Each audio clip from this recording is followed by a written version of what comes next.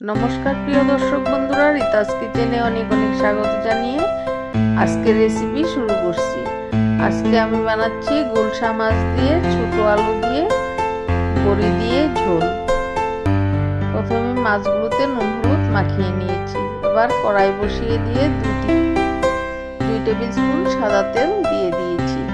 এবার আমি একে একে মাছগুলো দিয়ে দিচ্ছি। এপিট ওপিট করে লাল লাল করে ভেজে নেব। বন্ধুরা, আমার গলার অবস্থা ভীষণ খারাপ, তার জন্য এই কয়দিন আমি ভয়েস দিতে পারছি না, একটু মানিয়ে দেখে নেব।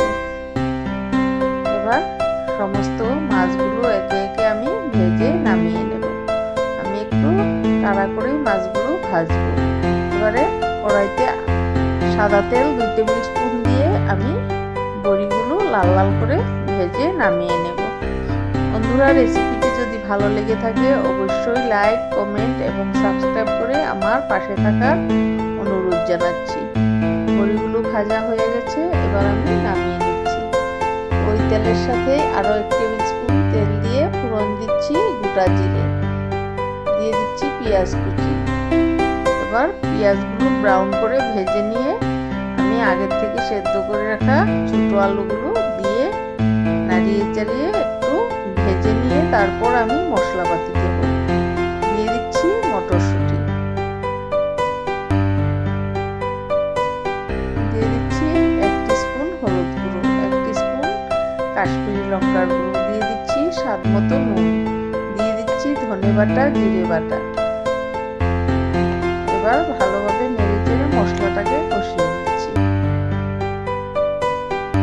দিয়ে দিচ্ছি বাটি ধোয়া জলটা।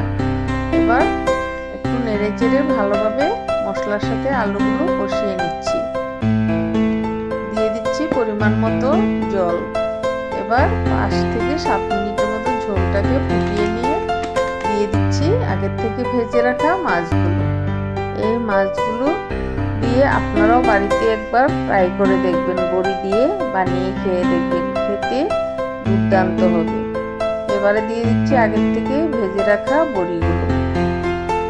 বন্ধুরা, গরম দিনের থেকে ঠান্ডা দিনে বড়ি খেতে টেস্ট হয়, তার জন্য বড়ি দিয়ে ঠান্ডা দিনে এই ধরনের ঝোল বানিয়ে খেয়ে দেখবেন, অসাধারণ হয় খেতে।